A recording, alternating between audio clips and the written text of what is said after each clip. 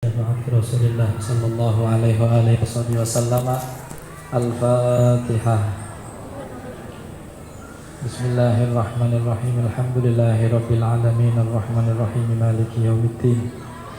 Iyyaka na'budu wa iyyaka nasta'in ihdinas siratal mustaqim siratal ladzina an'amta 'alaihim ghairil maghdubi 'alaihim waladdallin. Rabbil ighfirli wa li walidayya amin. Bismillahirrahmanirrahim. Alhamdulillahi rabbil alamin. Wassalatu wassalamu ala sayyidil mursalin Sayyidina wa habibina wa syafi'ina wa qurrati a'yunina wa maulana Muhammadin sallallahu alaihi wasallam wa ala alihi wa sahbihi ajma'in. Rabbi shrah li sadri wa yassir li amri wahlul 'uqdatam min lisani yafqahu qawli. Amma ba'd. Al-mukarramun wal muhtaramun, para alim, para kiai, para sesepuh, para asatidz yang semuanya saya hormati dan saya muliakan. Alhamdulillah hadir di tengah-tengah kita Al-Habib Muhsin bin Alwi Al-Attas, semua para asatidz, para kiai yang lain yang mohon maaf tidak bisa saya sebutkan namanya satu persatu. Insyaallah tidak mengurangi rasa hormat dan ta'zim kepada beliau semua. Pengurus ataupun takmir Masjid Al-I'tisam Karet Tengsin yang semuanya saya hormati dan saya muliakan, tidak ketinggalan semua pengurus rayon Jakarta dan juga seluruh lokal yang ada di Jabodetabek yang semuanya saya hormati dan saya muliakan. Hadirin hadirat muslimin muslimat rahimakumullah. Syukur alhamdulillah, siang hari ini kembali kita dipertemukan oleh Allah Subhanahu wa ta'ala dalam acara halal bihalal sekaligus pembukaan pengajian rayon Jakarta di bawah asuhan beliau Syekhuna wa murabbi arwahina Syekhuna Al-Walid Haji Ahmad Sa'idi bin Haji Sa'id. Mudah-mudahan kita semua diberi istiqomah oleh Allah Subhanahu wa ta'ala dan terus bisa mengikuti apa yang beliau instruksikan, yang beliau perintahkan kepada kita semua. Amin Allahumma amin ya rabbal alamin. Untuk mengawali, karena ini acaranya halal bihalal, suasana masih di bulan Syawal, masih dalam suasana hari raya Idul Fitri. Saya sampaikan ja'alanallahu wa iyyakum minal a'idin wal faizin wal maqbulin kulla'am wa antum bi khairin. Ngaturaken sedaya kelepatan, sedaya kesalahan, sedaya kekhilafan, kekirangan kawula zahir batin kepada semua saja, baik yang kenal ataupun tidak kenal, sengaja ataupun tidak disengaja. Saya memohon maaf yang sebesar-besarnya. Dimaafkan deh, dimaafkan deh. Alhamdulillah. Begitupun kalau jenengan semua punya salah, punya khilaf, punya kelepatan kalih kawula zahir batin, semua yang kenal ataupun tidak kenal, sengaja ataupun tidak disengaja, semuanya sudah saya maafkan zahir batin. Alhamdulillah. Mudah-mudahan dengan saling maaf memaafkan, saling ridho, saling ikhlas, saling bombongan, kita semua akan mendapatkan ridho dari Allah Subhanahu wa ta'ala, mendapatkan maghfirah, ampunan dari Allah Subhanahu wa ta'ala. Amin Allahumma amin ya rabbal alamin. Hadirin hadirat muslimin muslimat rahimakumullah. Tadi sudah disampaikan beberapa hal terkait dengan doa kita, dengan ucapan kita yang setiap hari raya Idul Fitri kita meminta kepada Allah, ja'alanallahu wa iyyakum minal aidin wal faizin. Sering kita temukan rangkaian kalimat minal aidin wal faizin, kemudian di bawahnya mohon maaf lahir dan batin. Pertanyaannya, apakah betul, apakah benar makna daripada minal aidin wal faizin adalah mohon maaf lahir dan batin? Minal aidin wal faizin bukan kalimat permohonan maaf, tapi itu adalah rangkaian doa yang kita panjatkan kepada Allah Subhanahu wa ta'ala. Ja'alanallahu wa iyyakum, semoga Allah menjadikan kita semua, kami dan kalian semua, dijadikan minal aidin, orang-orang yang kembali kepada Allah dalam keadaan suci, dalam keadaan bersih, suci dari semua dosa, bersih dari semua bentuk kemaksiatan, wal faizin, dan juga semoga Allah menjadikan kita semua orang-orang yang beruntung. Lantas siapakah kemudian orang yang disebut aidin wal faizin? Sebulan penuh kita semua dibersihkan oleh Allah Subhanahu wa ta'ala dalam bentuk kita, ketaatan kita kepada Allah, melakukan ibadah puasa, bentuk tazkiyatun nafsi, bentuk pembersihan daripada jiwa-jiwa kita. Setiap hari doa yang kita panjatkan kepada Allah selama bulan Ramadan, dan mungkin doa ini tidak kita baca di luar bulan Ramadan, mungkin di setiap daerah sama. Allahumma innaka afuwun tuhibbul afwa fa'fu.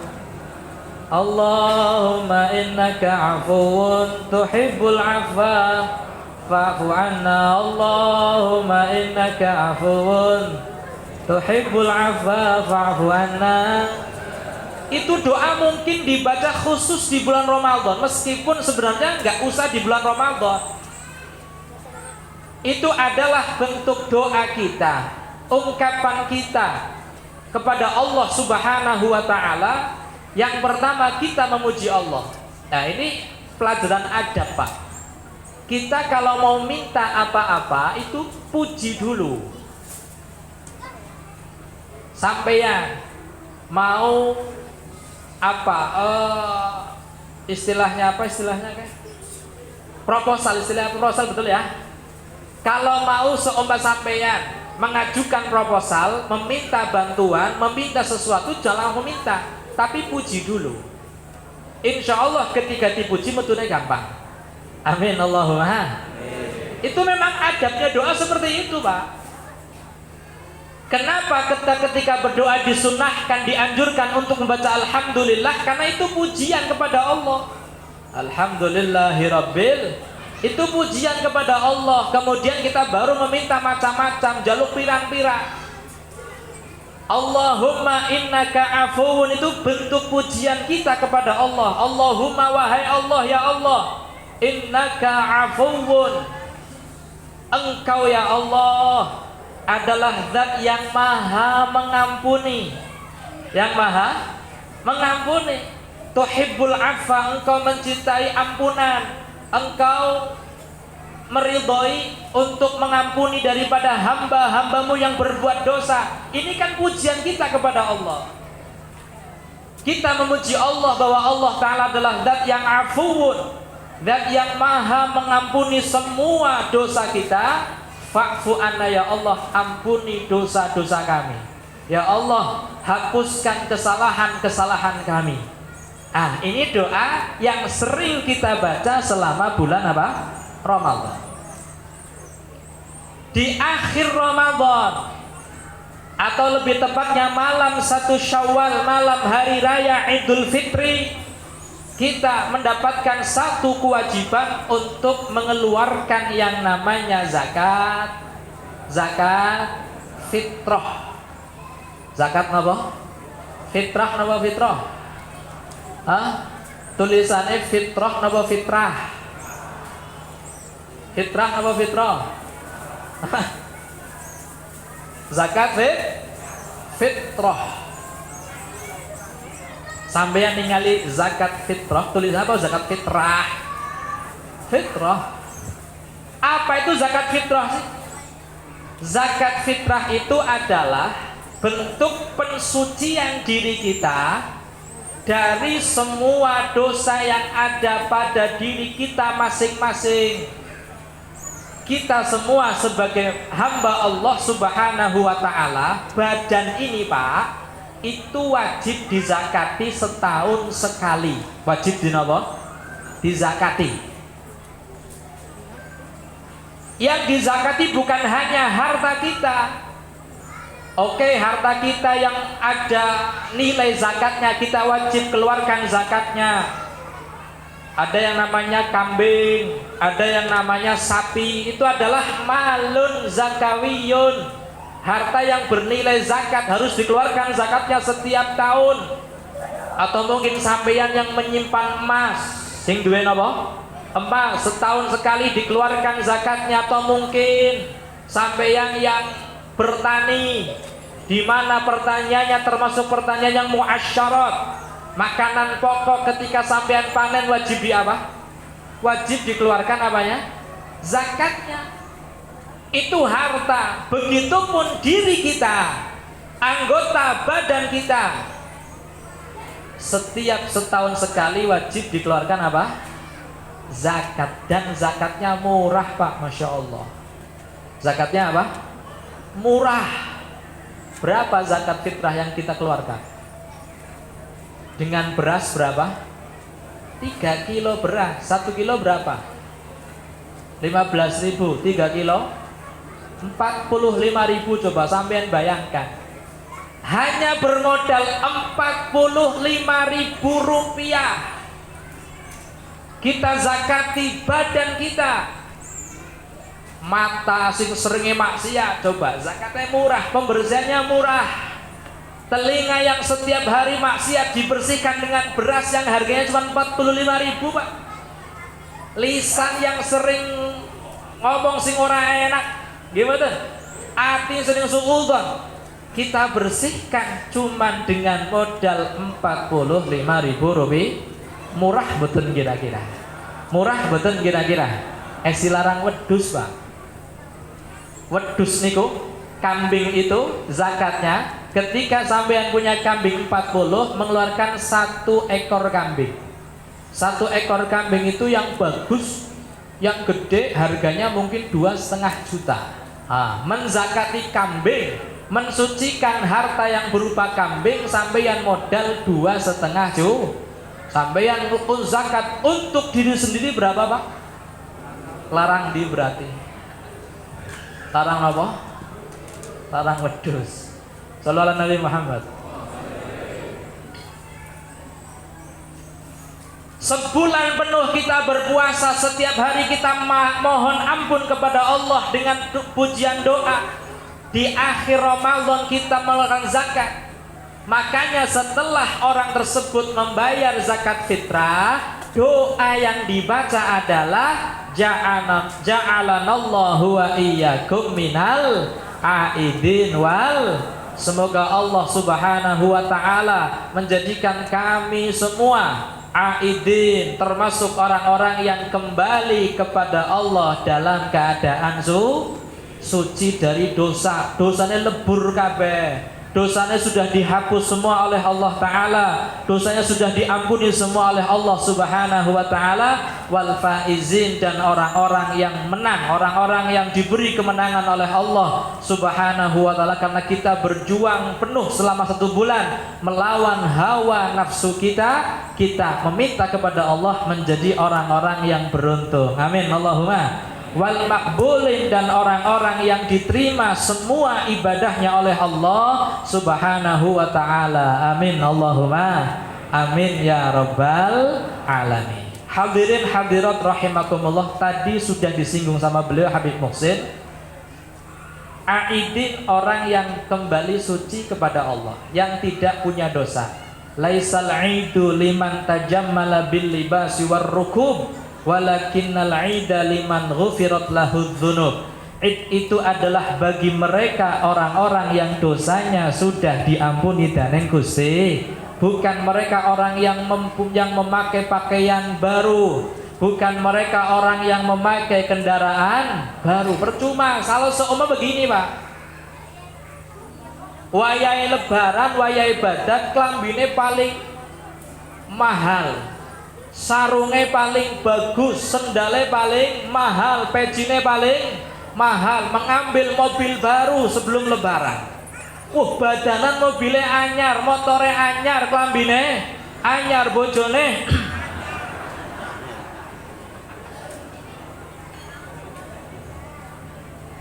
langsung WA, wah lu. Kalau ternyata orang mempunyai pakaian yang paling bagus, yang paling mahal, tapi ngapunten Ramadannya ora puasa, Ramadannya ora puasa, Ramadan tidak ikut puasa, tapi beli baju paling mahal, apakah iya kemudian dia mendapat minal aidin? Kita minal aidin yo jauh, gimana? Aidin itu bagi mereka puasa dilakoni, zakat dibayar, nganggo klambi anyar, doane betul-betul minal aidin. Tapi klambine anyar ora puasa ya pada baik koro, gimana? Nah makanya gini Pak, sampean ya, di hari raya Idul Fitri kita banyak tradisi yang sebenarnya bernilai ibadah. Coba saya mau tanya sama sampean, nek wayah pan Badak sampeyan ikut-ikutan war baju lebaran apa enggak? Istilah mencari baju baru. Wah, mall sesek, toko pakaian sesek, gimana? Wah, golek sarung anyar, klambi anyar, sendal anyar, gimana? Itu kan tradisi yang ada pada kita semua, gimana? Kemudian menjelang lebaran kita pulang mengunjungi keluarga kita, gimana? Niki mek jenengan ngertos Pak, dalam menghadapi Idul Fitri itu memang disunahkan, hukumnya sunnah, disunahkan. Dalam kitab-kitab fikih disebutkan wa yusannu ayyal basa fi yaumil idi bi ahsanith thiyabi. Disunnahkan di hari raya Idul Fitri kita memakai pakaian terbaik, pakaian sing paling sae, pakaian terbagus. Itu sunnah hukumnya. Hukumnya apa? Sunnah Kanjeng Nabi. Nabi ketika lebaran memakai baju yang paling baik, yang terbaik, yang beliau punya. Umumnya baju kita yang terbaik ya baju yang baru, gimana? Umumnya kan seperti itu. Sing paling apik sampean yang tersimpan di lemari apa yang baru beli? Yang baru beli yang paling baik. Jadi sampeyan memakai pakaian baru, memakai sarung baru, baju baru, sorban baru, peci baru, sandal baru dan lain-lain, oh ya ini lebet nih, dan lain-lain. Itu diniatkan iqtidaan bi Rasulillah, ikut sunnahnya Kanjeng.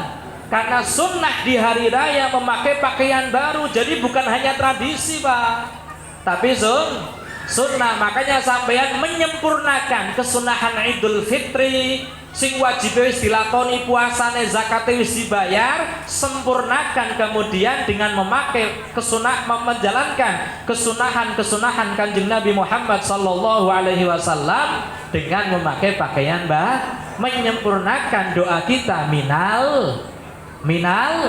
Itu disebut aidin temenan. Bukan mereka yang baju baru tapi puasane. Gimana? Insyaallah mriki mboten enten. Amin Allahumma. Santri kabeh sempurna kabeh ibadah puasane. Amin Allahumma. Amin Allahumma amin ya rabbal ya sayyidi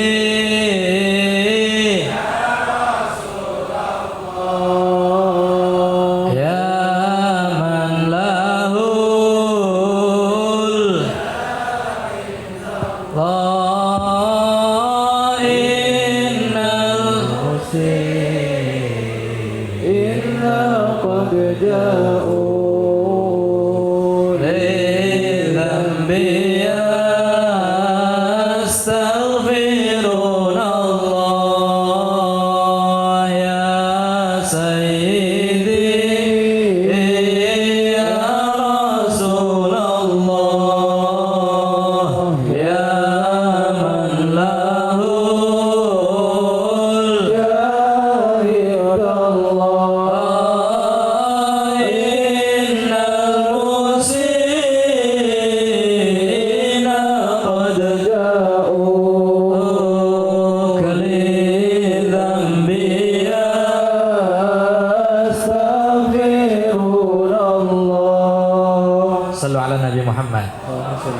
Jadi minal a'idin adalah ungkapan doa kita kepada Allah agar kita mendapatkan titel orang-orang yang kembali suci, yang kembali kepada Allah dalam keadaan suci bersih dari semua dosa. Amin Allahumma amin Allahumma.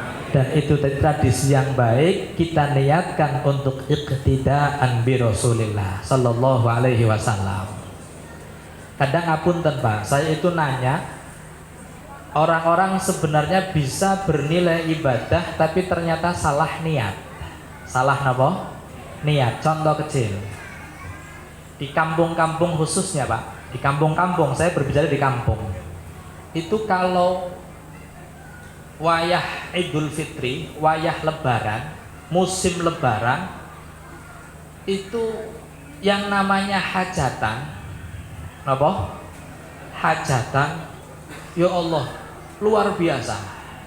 Wah, sampeyan yang beneran kampung coba, berapa kali sampeyan kondangan? Hah? Puluhan Pak ya? Puluhan Pak ya? Masya Allah, kulo nginyak saya nih Pak. Saya itu kemarin waktu Lebaran banyak hadir di acara-acara pernikahan. Saya tanya sama Pak Pengulu, Pak Pengulu, hari ini berapa ada pernikahan di daerah sampeyan sini, kecamatan sini? Hari ini di kecamatan saya 30 pengantin. 30 pengantin, coba 30 pengantin. Kalau satu pengantin setengah jam durasinya berarti 30 berapa jam itu? 15 jam, makat bar subuh balik maghrib. Itu Pak Pengulu, 30 pengantin. Banyak orang kemudian mengadakan hajatan dan kita mendapatkan undangan hajatan, istilah kondangan, menyumbang. Saya nyoba survei. Istilah survei itu ya kepo lah, mencari tahu, ya, mencari tahu. Saya mencoba mencari tahu apa sih yang mendorong mereka mengadakan hajatan di bulan apa? Syawal. Kalau takkan Pak, sampeyan kok hajatan bulan Syawal Pak? Gibit jawabannya. Satu, kalau bulan Syawal itu banyak orang yang sedang ada di kampung. Gimana? Banyak orang yang di kampung, Bib. Kerabat, tetangga, teman-teman yang semula di Jakarta pulang semua, Bib. Dijaring ke Penak. Itu yang pertama. Yang kedua alasannya adalah kalau Lebaran itu rata-rata orang punya duit, punya uang. Gimana? Balik gawa duit searat-arat. Kok gampang teng mangkat Jakarta maning. Wah, gimana? Jadi rata-rata mereka punya uang, Beb. Jadi gampang dijaring, gampang direok, gampang diserok. Undangan nyebar 500, 11.000. Wah, yang datang itu lebih besar potensi untuk orang-orang hadir di acara hajatan kondangan daripada di luar bulan apa? Syawal. Oh, gitu alasannya ya. Oh, berarti niatnya adalah mencari cuan sebanyak-banyaknya. Nih nggih. Dalam hati saya kretek gini, coba ya.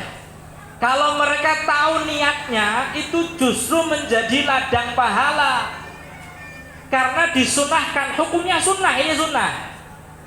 dalam pembahasan kitabun nikah itu disunahkan wa yusannu ayyankiha fi syawalin wa ayyadkhula fihi. Itu redaksi kitab-kitab fikih seperti itu. Yang maknanya adalah wa yusannu, disunahkan, ayyankiha, untuk menikah, fi syawalin, di bulan apa?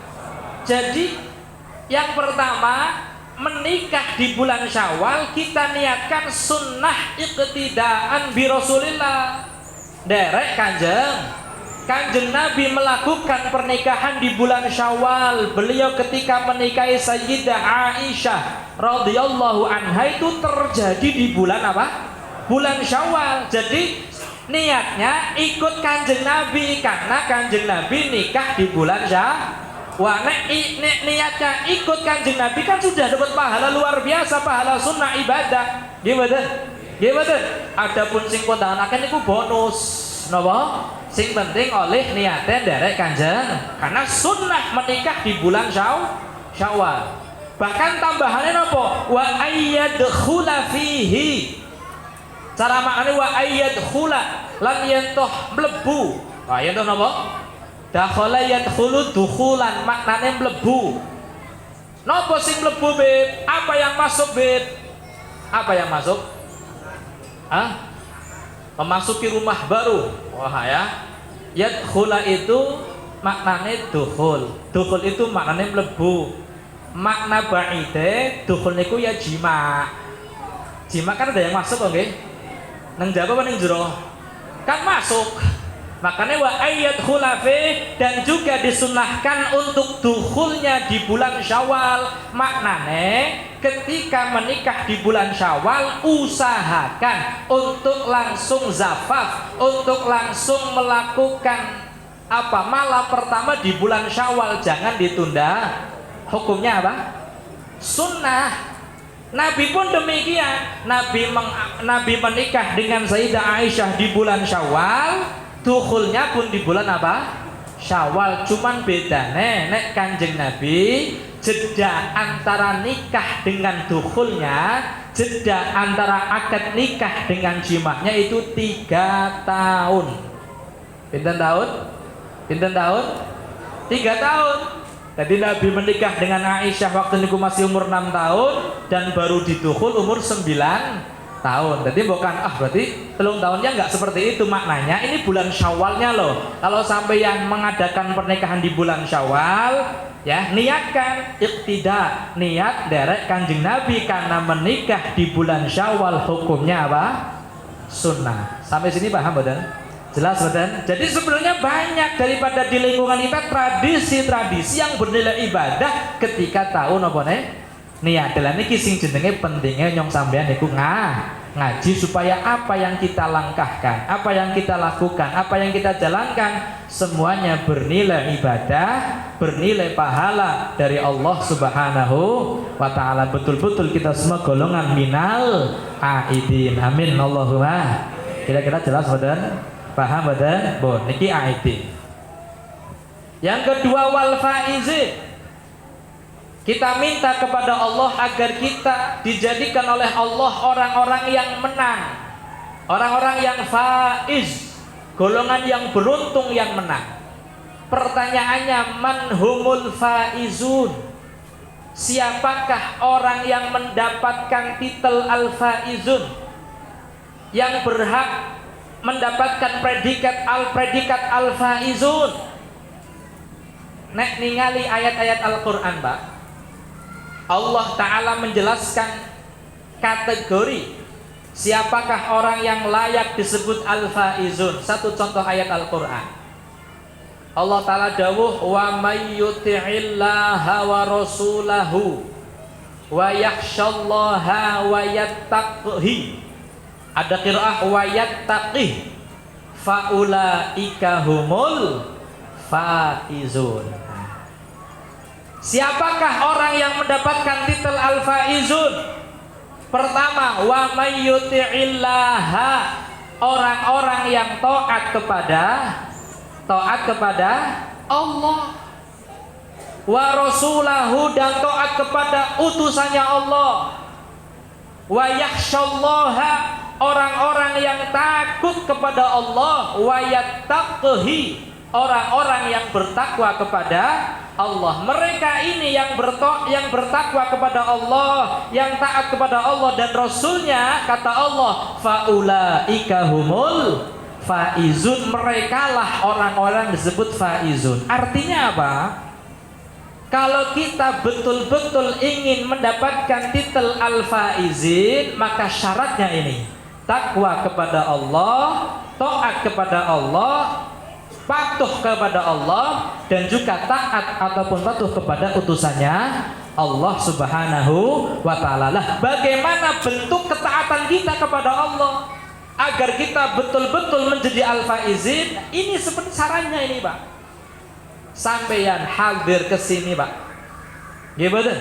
Di tengah-tengah sampeyan baru berangkat. Nembe maka Jakarta, Beb. Asli duluan asangune, Beb. Tapi sampeyan paksakan datang ke sini. Ini kan sedang menjalankan ketaatan kepada Allah. Gimana? Gimana? Di antara banyak orang yang pengen hadir, tapi mereka masih banyak halangan. Kok jenengan alhamdulillah diwehi pertolongan dan Gusti Allah bisa berangkat, bisa hadir, bisa lenggah teng mriki dalam keadaan durung duwe memang kan durung bayaran. Anak sing Beb kula badhe dagang Senin, Ustaz ini ngomong Beb kula badhe dagang Senin ngenjang Beb. Berarti kan maka durung sangune memakat wingi Jumat, nggih mboten? Tapi subhanallah, diberi pertolongan dan Gusti Allah sakit berangkat karena kita sedang menjalankan daripada ketaatan kita kepada Allah, ketaatan kita kepada Rasulullah sallallahu alaihi wasallam, agar betul-betul kita dijadikan orang-orang yang faizin. Amin Allahumma. Amin Allahumma. Karena begini, Pak, ya. Cerita tentang isti'anah atau al-i'anah minallah, pertolongan dari Allah Subhanahu wa ta'ala. Tidak semua orang mendapatkan i'anah minallah, pertolongan saking Gusti Allah. Kan kadang ada orang tidak punya motor, tidak punya mobil, bagjane ngojek, taksi, berangkat ngaji. Itu kan pertolongan dari Allah. Yang punya motor berhalangan, sibuklah ini itulah, gimana? Yang punya mobil juga berhalangan. Tidak semua orang yang punya mobil bisa ditakdir oleh Gusti Allah bisa hadir pengajian, karena memang yang bisa hadir adalah mereka orang-orang yang diberi pertolongan dari Gusti Allah. Nah, jenengan niki, Pak, setiap hari kita berikrar kepada Allah.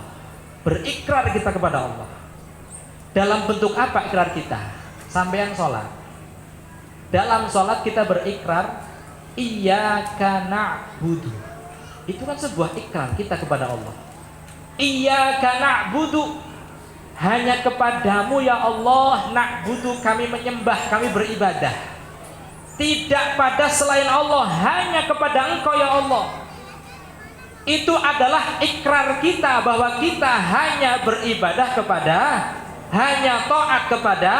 Ketika kita berikrar bahwa kita hanya menyembah Allah, kita beribadah kepada Allah, maka konsekuensinya adalah siap untuk melakukan apa-apa yang diperintahkan oleh Allah, siap untuk menjauhi apa-apa yang dilarang dari Gusti. Ikrar iyyaka na'budu. Supaya bisa taat, supaya bisa menjalankan ketaatan kepada Allah dengan sebaik-baiknya ketakwaan atau haqqa tuqatih, maka kita butuh pertolongan Allah. Gimana?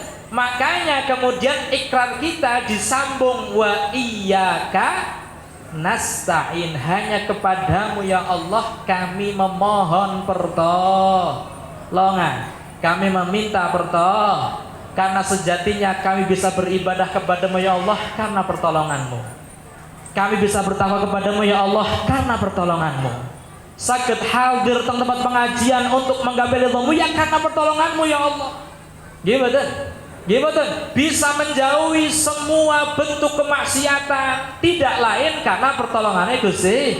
Jadi ikrar kita kepada Allah tetap kita mintakan. kita ikrar beribadah, kita ikrar taat, kita ikat dengan doa, dengan ikrar juga, hanya kepadamu kami mohon pertolongan.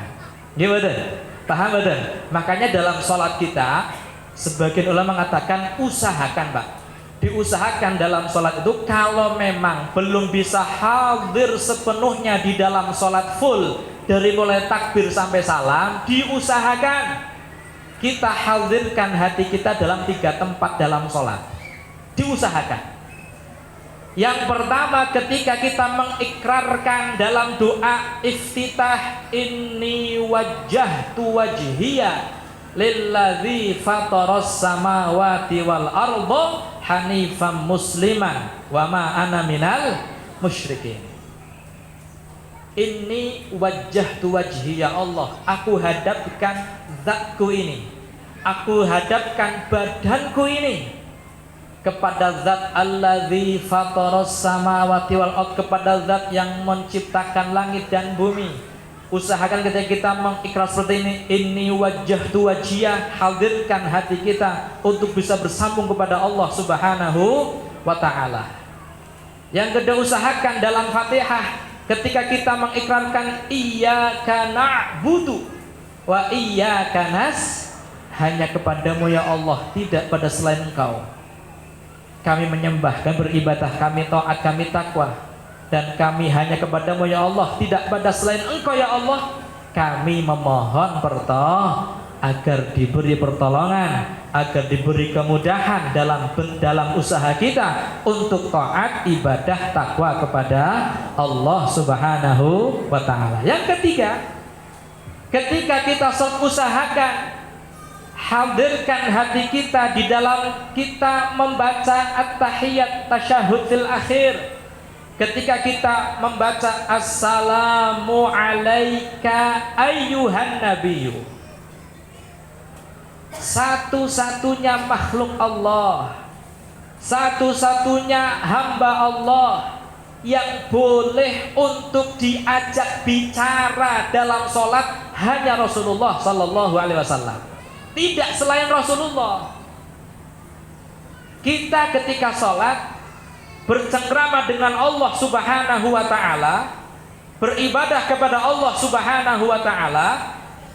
Ketika dalam sholat kok sampeyan menghitobi manusia, ya, menghitobi makhluk selain Nabi Muhammad Sallallahu Alaihi Wasallam, maka langsung batal sholat kita, Pak. Batal hukumnya langsung. Contoh kecil, contoh. Sampeyan ketika sholat, sedang sholat, ternyata tiba-tiba ada teman kita yang lain yang sama sedang sholat, atosa, wahin, ngerti wahin? Napa wahin itu bahasa mriki neh? Bersin. Apa kata Nabi? Idza atosa ahadukum, ketika salah satu di antara kalian bersin. Atos itu maknanya bersin.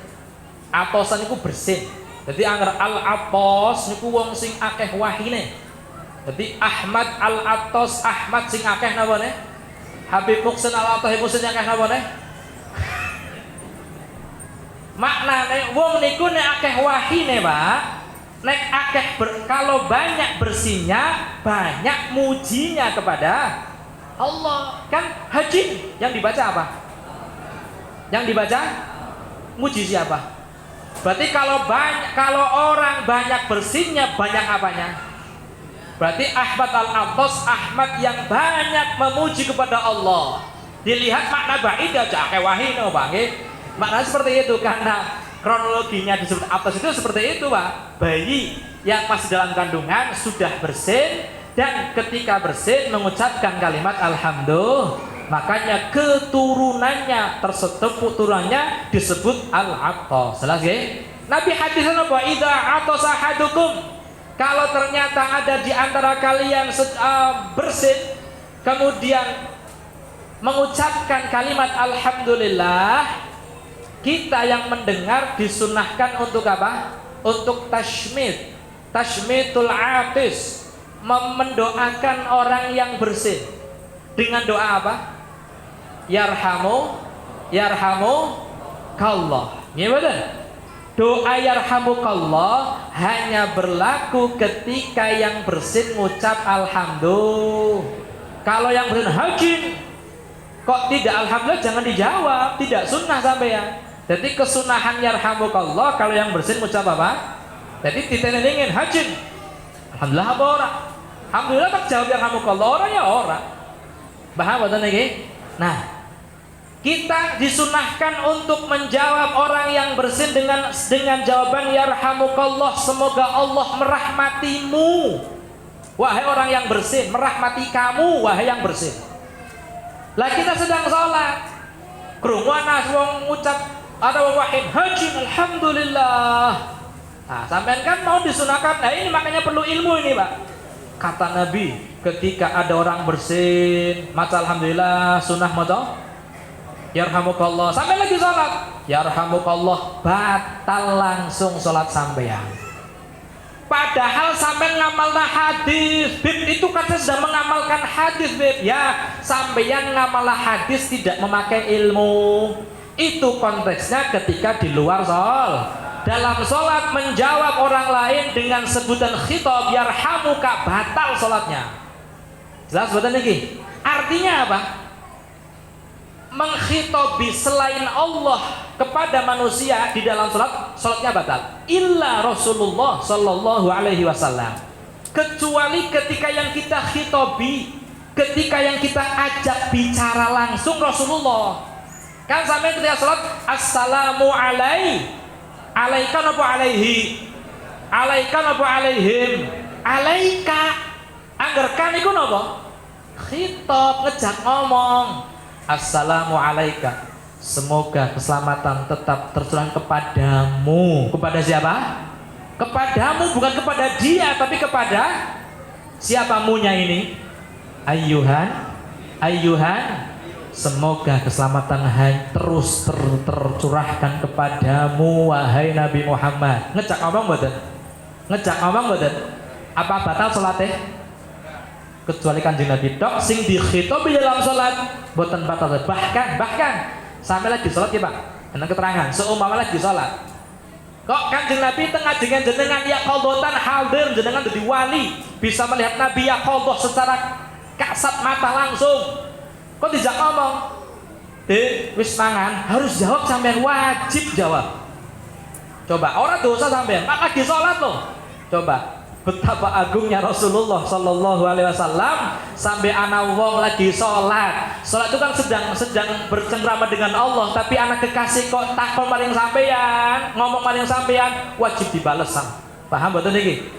Paham betul niki? Atau ya Haji Untung, naam ya Rasulullah, jawab gak apa-apa. Kalau Kanjeng Nabi batal. Paham betul niki? Nah, ketika kita usahakan di dalam sholat, hadirkan kita hadirkan dalam sholat ketika kita mengucapkan assalamu alaika ayyuhan nabiyyu, salam keselamatan, penghormatan, keselamatan untuk engkau wahai Kanjeng Nabi Muhammad Sallallahu Alaihi Wasallam. Karena apa?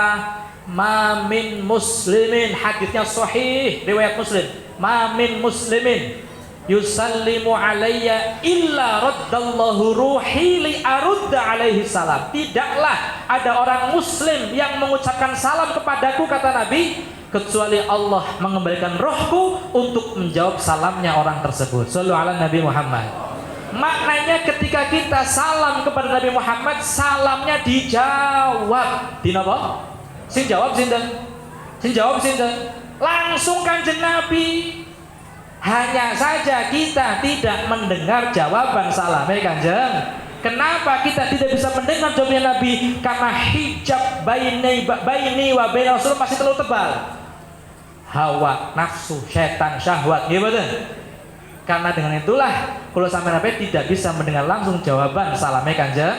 Ada seorang habaib, seorang masyayikh, seorang ulama di kota Hadramaut, di Tarim, di kota Hadramaut, namanya Syekh Ali Khalid Qasam. Itu ceritanya masyhur. Orang itu kalau sholat dengan Syekh Ali Khalid Qasam senang Pak, senang, makmum dengan beliau itu senang. Kenapa? Karena ketika beliau mengucapkan assalamu alaika ayyuhan nabiyyu, itu langsung bisa mendengar jawaban salamnya Rasulullah sallallahu alaihi wasallam. Bukan hanya Syekh Alinya saja, tapi semua yang hadir yang ikut salat jamaah bisa mendengar jawaban indah daripada Nabi Muhammad sallallahu alaihi wasallam. Coba kira-kira angger sampean lagi salat salam, terus salamnya dijawab dan yang Kanjeng Nabi hijab kita dibuka dening Allah Subhanahu. Nikmat boten? Nikmat boten? Pengennya sholat terus, pengennya setiap waktu sholat. Kenapa? Setiap salam waalaikumsalam dari Kanjeng Nabi. Sampai salam assalamu alayka ayyuhan nabi wa rahmatullahi wa barakatuh. Waalaikumsalam ya Haji Untung. Waalaikumsalam ya Tuki. Waalaikumsalam ya Abdul Razak. Waalaikumsalam ya Ustaz Zamroni. Gimana? Ya Allah, nikmat. Begitupun Pak. Niki kalau kita akan hadisnya sahih. Kalau sampeyan ketika ini masih ada waktu enggak? Enggak lagi ya? Istangujul maning iswil. Ini tentang hadis qudsi, masih dalam salat. Orang itu kalau salat kemudian baca Fatihah, hadisnya jelasnya sahih. Apa kata Allah Subhanahu wa taala? Qasamtus sholata baini wa baina 'abdi nisfain. Hadisnya sahih. Qasamtus sholata baini wa baina 'abdi nisfain. Nisfun li wa li 'abdi masa'al. Kata Allah, aku membagi salat hambaku dengan dua bagian. Sebagian untukku kata Allah, sebagian untuk hambaku, dan untuk hambaku apa yang dia minta kata Allah. Fa'idha qalal abdu, ketika seorang hamba berucap dalam sholat alhamdulillahi rabbil, sampai yang sholat mengucap alhamdulillahi rabbil alamin, qala Allah subhanahu wa ta'ala hamidani abdi, hambaku sedang memujiku. Coba sampai mengucap alhamdulillahirabbil alamin, ternyata dijawab dari Gusti Allah hamidani abdi, hambaku sedang memujiku. Coba agar sampai mireng jawabannya Allah. Nikmat bukan kira-kira? Pengennya sholat terus, pengennya mengucap Fatihah terus. Ar-Rahmanir Rahim, fa idza qala abdu Ar-Rahmanir Rahim, Allah Ta'ala menjawab asna alayya abdi, hambaku sedang memujaku kata Allah. Ketika seorang hamba mengatakan maliki yaumiddin, majjadani abdi, hambaku sedang mengagungkanku kata Allah. Karena semua ini adalah bentuk pujian kita kepada Allah Subhanahu wa ta'ala. Coba begitu nikmatnya seorang hamba ketika dia tahu kalau bacaan-bacaan yang dibaca dalam sholat tidak bertepuk sebelah tangan, tapi semua dijawab oleh Allah. Ketika dalam tahiyat, ketika kita membaca salam kepada Rasulullah sallallahu alaihi wasallam, salam kita dijawab langsung oleh Rasulullah sallallahu alaihi wasallam. Mudah-mudahan kita semua bisa khusyuk dalam salat kita, bisa menghadirkan dalam salat kita yang ibadah yang khusyuk, ibadah kepada Allah Subhanahu wa taala. Amin Allahumma. Dengan senantiasa kita terus meminta kepada Allah agar diberi pertolongan dalam setiap langkah kita, diberi pertolongan dalam setiap usaha ketaatan kita, diberi pertolongan dalam segala urusan kita, baik urusan agama, urusan dunia, urusan akhirat kita semua. Amin Allahumma.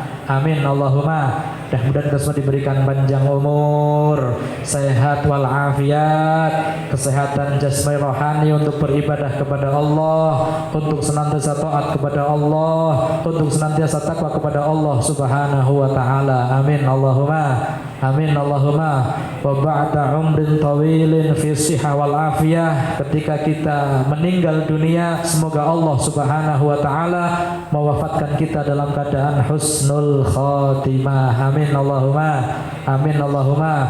Ditetapkan iman Islam kita oleh Allah Subhanahu wa taala. Amin Allahumma. Langsung bisa ditalkin oleh Rasulullah sallallahu alaihi wasallam mengucapkan kalimat la ilaha illallah. Amin Allahumma.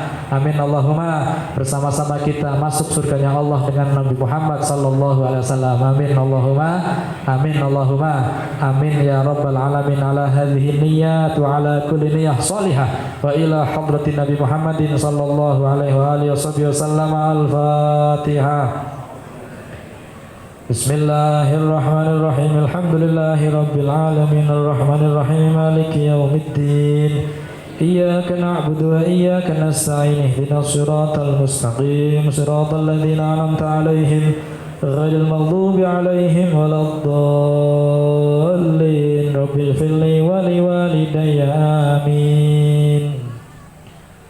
Hadirin hadirat rahimakumullah, demikian apa yang bisa saya sampaikan. Mudah-mudahan ada diberi kesempatan lain oleh Allah Subhanahu wa taala bisa bertemu kembali di lain kesempatan. Amin Allahumma. Mohon maaf barangkali banyak kekurangan, banyak kekhilafan, banyak kesalahan dalam tutur kata. Mudah-mudahan apa yang sedikit ini bisa bermanfaat, manfaat fid dini wa dunya wal akhirah. Amin Allahumma. Amin ya rabbal alamin. Minkum. Wassalamualaikum warahmatullahi wabarakatuh. Waalaikumsalam warahmatullahi wabarakatuh.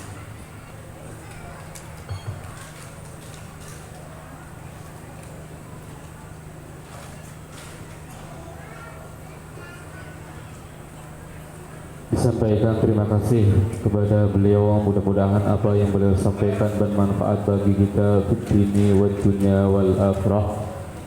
Hadirin rahimakumullah, untuk acara kita rehat sejenak guna untuk menjalankan sholat asar berjamaah, kemudian acara